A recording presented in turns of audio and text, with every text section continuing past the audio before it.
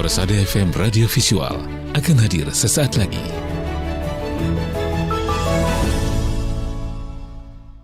Hari ini adalah merupakan Hari Kesehatan Internasional ya. Hari Kesehatan Internasional. Betul sekali. Nah, mendengar dimanapun Anda berada dan juga 10 radio jaringan, tepat hari ini diperingati Hari Kesehatan Internasional. Nah, bagaimana pandangan dari narasumber kami, yakni ada Bapak Dr. Wahyu, dia adalah Direktur RS Bung Karno, agar kesehatan mulai dari keluarga dan masyarakat terwujud ini. Nah, pendengar dimanapun Anda berada, bersama kita di kesempatan kali ini kita rangkum dalam segmen Kabar Pekan ini.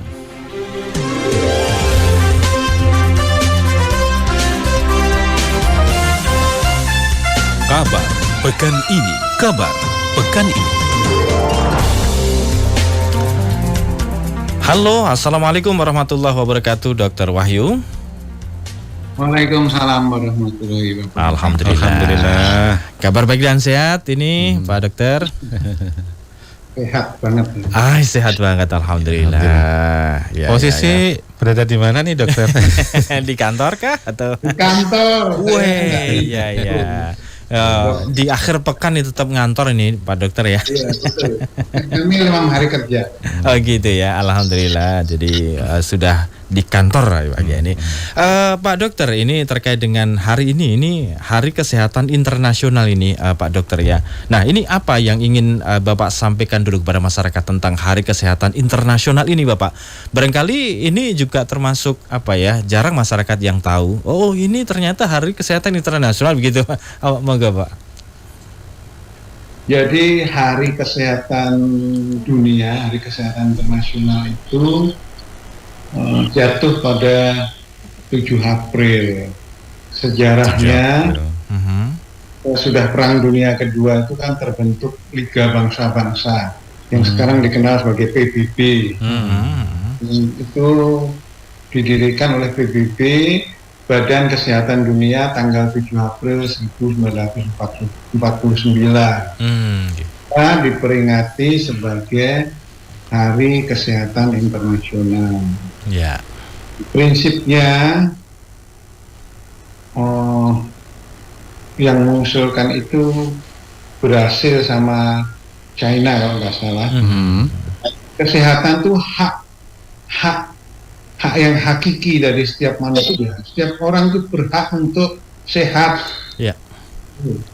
Jadi ada kesetaraan di dalam hal kesehatan.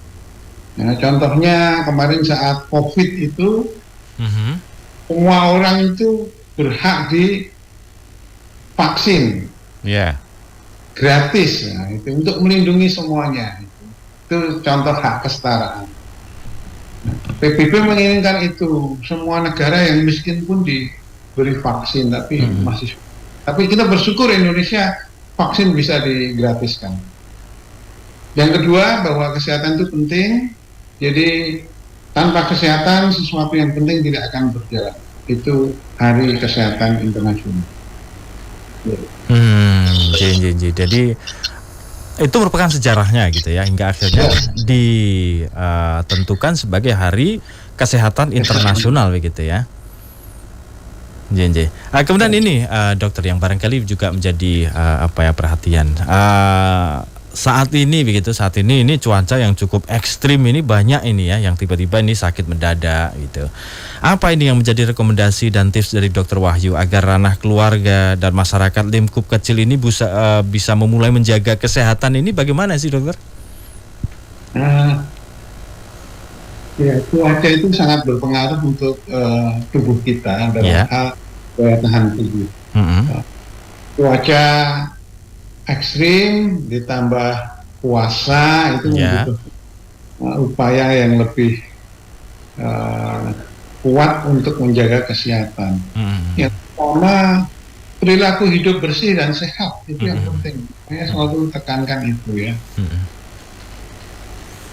Sehat itu gizi yang seimbang, kurangi yang berlemak, kurangi yang manis-manis, kaya serat, tinggi serat, vitamin, sayur, buah itu harus harus dipertahankan. Yang kedua, olahraga. Kalau puasa ini olahraga disarankan sore hari ya. Iya, iya, iya.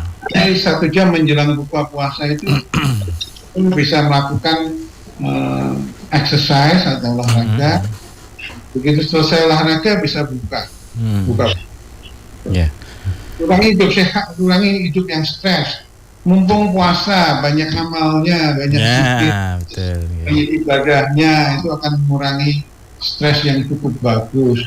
Puasa itu bulan yang penuh hikmat, tidak hanya dalam hal rohani, tapi jasmani juga. Semua akan bergandengan. Gitu. Iya. Dan khususnya, kalau bisa lakukan vaksinasi ya. Vaksin apa ini? Tentang apa ini? Kalau pada posisi seperti ini kan banyak influenza, Iya.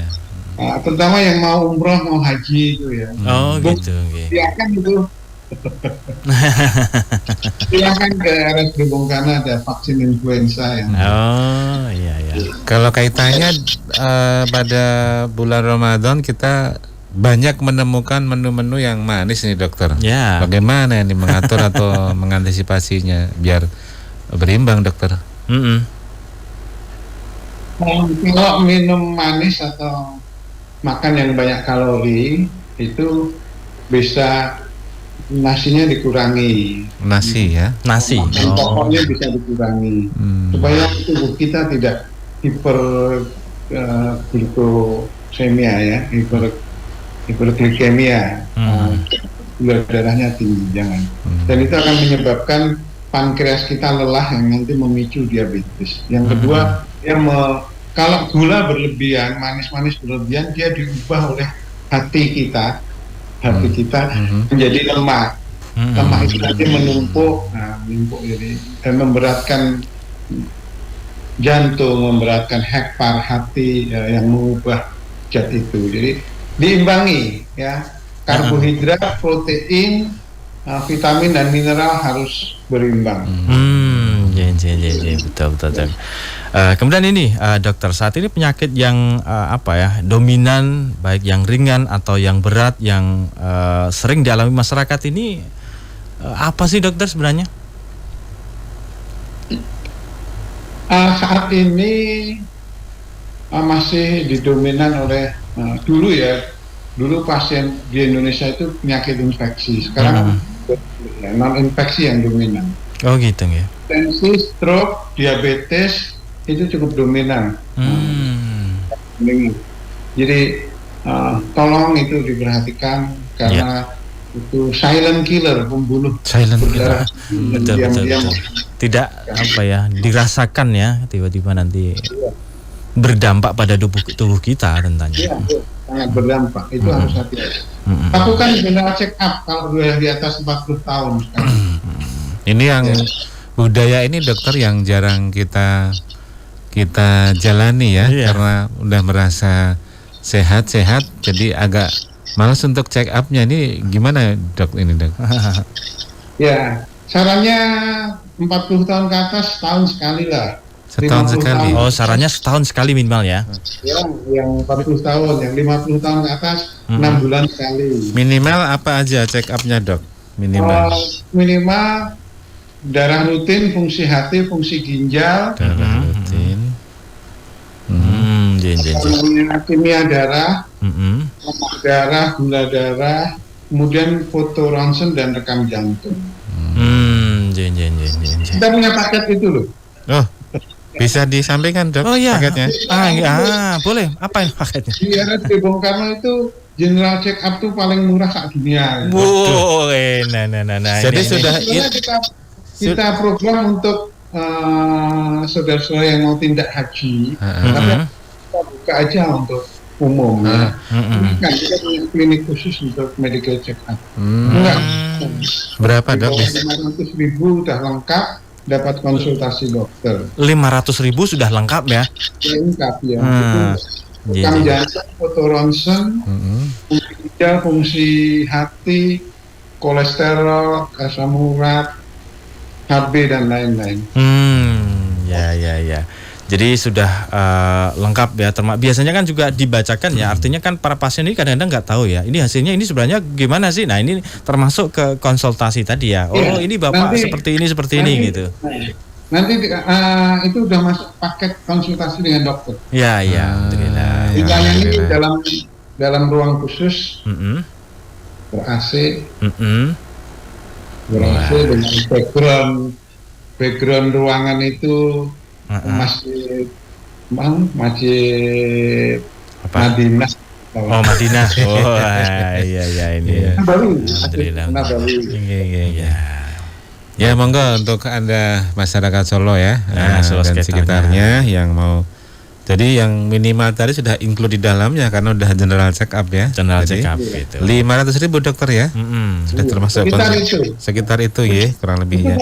kalau yang mau umrah mau haji ada vaksinasi internasional juga. Iya. Vaksin yang ada sertifikat internasional yang diakui di negara manapun. Oh iya.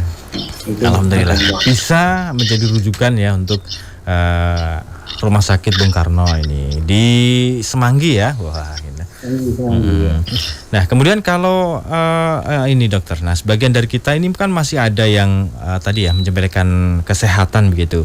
Bagaimana tanggapan dokter ini tentang momentum Hari Kesehatan Internasional ini untuk mengubah paradigma masyarakat yang mahalnya nilai kesehatan, nilai sehat ini bagaimana ini dokter? Iya, kita memang harus mengubah paradigma hidup sehat ya. Dari paradigma sakit berobat menjadi paradigma hidup sehat. Paradigma hidup sehat itu diawali dengan edukasi, menambah literasi tentang kesehatan, kemudian mengubah perilaku, diet, dan exercise itu yang paling penting. Nah, itu harus kita jalankan. Kita awali dengan edukasi ya, edukasi jangan tersesat dengan situs-situs yang tidak pasti, situs-situs yang hoax itu jangan. Yang kedua perilaku hidup sehat, olahraga, kembali ke tadi ya. Sehat lingkungannya ya, lingkungan jangan sampai air tergenang, jangan sampai ada nyamuk, itu perilaku ya, perilaku terhadap diri sendiri dan perilaku terhadap Lingkungan juga berpengaruh ya. Exercise minimum seminggu 3 kali. Oh saya sudah nyapu dok tiap hari, itu bukan exercise. Iya, ada yang saya kerjanya naik turun tangga. Boleh naik turun tangga boleh. Oh itu boleh. Mengurangi kegemukan dan melatih otot. Tapi yang paling bagus memang exercise itu teratur, terukur seminggu. Terukur 30 menit, 1 jam, ditingkatkan terus ya. Hitung denyut nadinya maksimum tidak boleh melebihi, misalnya umurnya rumusnya 220 dikurangi umur, itu denyut nadi maksimal. Misalnya umurnya 50, maka 220 dikurangi 50, 170. Denyut nadi maksimal tidak boleh sampai 170. Membahayakan jantung ya. Kalau berlebihan, over exercise juga nggak bagus. Kita sebagai masyarakat gini mengetahui denyut nadi seperti itu bagaimana dok? Ya. Gampang, hitung aja pakai jam ini. Oh gitu ya. Ya, atau pakai jam tangan yang smartwatch itu ya, itu kan bisa dihitung, itu denyut jantungnya berapa. Ya. Oh gitu. Dihitung di lengan ini bisa dihitung. Terus sambil disentuh gitu ya. Dihitung 15 detik aja dikalikan 4 denyut jantung saya berapa. Oh gitu. Ya, artinya kan bisa dipelajari gitu dokter ya tentang. Bisa.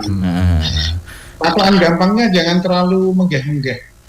Memang olahraga sampai menggeh-menggeh, ngos-ngosan, tapi tidak boleh ngos-ngosan banget. Kalau sudah berat banget jangan. Dan itu harus berhenti gitu ya. Ya cooling down. Nah, Berhenti pelan-pelan. Kan sebelum olahraga pemanasan. Iya. 10 menit pemanasan, 20-30 menit Intinya cooling down. Gitu. Kadang-kadang kan misalkan futsal itu kan terlalu berat ya, dipaksakan terus. Nah ini nanti berdampak ya pada Oh ya, berdampak. ingat ya, banyak tokoh yang meninggal saat futsal. Kemudian anggota dewan tuh. Ya, badminton juga itu juga biasanya juga berdampak itu juga ya. Intinya harus bisa mengukur Kemampuan diri ya. Iya, ini. Ya, mengukur. Wah, ini menarik sekali ini ya tentang Wacana kesehatan baru ya. ya. Jadi tahu kita harus bisa menghitung denyut Nah, nadi. ini. Umur dikurang 220 dikurangi umur itu denyut nadi kita. Nggak boleh lebih dari itu ya, Dok ya. Iya. Kena rumusnya. Ya. Nggak boleh lebih, kurang boleh. Kurang boleh. Nggak boleh. Tapi jangan sampai lebih. Denyut idealnya 70% dari denyut maksimal tadi. Gitu. Endurance-nya, ketahanannya dipertahankan. Misalnya denyut maksimalnya 150, berarti 80%-nya sekitar 120. Itu untuk aerobik kita. Ya, artinya kan yang menjadi batasan itu jangan sampai over gitu ya. Kalau over, yang penting itu. Kalau over itu nanti malah justru akan berdampak pada diri gitu, diri sendiri gitu. Baik. Yang terakhir ini Pak Dokter, barangkali ada pesan ini untuk saudara kita semuanya tentang ini tepat hari ini adalah Hari Kesehatan Internasional ini. Apa yang bisa dipesankan untuk saudara-saudara kita semuanya, barangkali juga menjadi edukasi untuk saudara kita semuanya tentang Hari Kesehatan Internasional ini, Dokter. Monggo. Baik. Pesan saya, sehat diri dan sehat lingkungan. Ya. Itu yang paling baik. Yang kedua, mumpung ini bulan puasa, jadikan puasa Anda bukan hanya sekedar ibadah, tapi nilai tambah juga untuk mengatur diet, mengatur asupan gizi yang lebih baik. Ya. Nanti pas Lebaran ngamuk lah. Iya, biasanya balas dendam. Kita tip duit atau punya cadangan untuk biaya kesehatan. Minimal setiap orang sudah punya BPJS, itu sangat menolong. Iya, betul. Ya, itu 3 pesan saya. Kalau belum punya BPJS, segera nyari BPJS. Kalau tidak, ngapunten, kalau tidak mampu membayar iuran BPJS, kalau di Solo dan sekitarnya, minta ke kelurahan di backup oleh Kartu Indonesia Sehat. Ya. Saya di Rumah Sakit Bung Karno lebih senang sekali kalau menerima pasien BPJS ya. Iya, alhamdulillah. Perlu ribet Pak. Iya Pak. Perlu nagih Pak. Anda tinggal masuk, tanda tangan, pulang ya tinggal tanda tangan. Ya, alhamdulillah demikian pelayanan dari RSUD Bung Karno ya. Jadi tidak membeda-bedakan ini pelayanan BPJS atau apa gitu ya. Terbaik diberikan untuk Anda semua. Baik, terima kasih nih Pak Dokter ya, waktunya, informasi untuk saudara kita semuanya, edukasi juga untuk saudara kita semuanya. Semoga bermanfaat dan salam untuk rekan-rekan yang ada di RSUD Bung Karno. Mudah-mudahan bisa memberikan pelayanan yang terbaik ya untuk masyarakat semuanya. Selamat beraktivitas kembali Bapak. Assalamualaikum warahmatullahi wabarakatuh. Waalaikumsalam warahmatullahi wabarakatuh. Salam sehat. Ya, salam sehat. Kabar pekan ini. Luar biasa sudah kita mendapatkan tambahan ilmu ini ya. Miftah ya. Bagaimana kita ternyata nggak boleh lebih dari kemampuan maksimal denyut nadi kita ya. Jadi jangan sampai over gitu. Kalau kurang banget ya kita pacu dengan olahraga. Caranya gimana? Caranya tadi ya, berarti ini denyut nadi ini denyutannya ini lambat atau cepat, ini hitungannya gitu ya berarti kan. Jangan sampai over tadi. Tadi per second atau per menit? Per 15 menit kali berapa? 15 detik. 15 detik. Ya, 15 detik. 15 menit. 15 menit kan lama sekali. Nanti kita tanya, kita kan juga ada tim medis ya. Betul sekali. Jadi bagaimana cara menghitung itu? Mas Mukit atau siapa di Klinik Pratama MTA juga ya, kita bisa. Yang jelas tadi ya, kita harus pantau denyut nadi kita juga dan juga check up Apalagi general yang check up usia ini. 40 tahun ke sana seperti saya, Anda sorry, Anda gitu kan. Jadi kan harus paling tidak perhatikan. 1 tahun sekali ini harus di check up, dan ini nanti kan ketika hasil dari general check up ini nanti kan akan menjadi ini antisipasi gitu. Kadang-kadang yang menjadi takutnya masyarakat ini kalau periksa ini nanti jangan-jangan malah justru ketahuan sakitnya. Nah ini paradigma yang perlu kita ubah. Jadi ketika periksa kemudian tahu sakitnya kan akan ditangani dengan tepat. Nah inilah harusnya lebih dini. lebih dini. Baik. Radio Persada FM.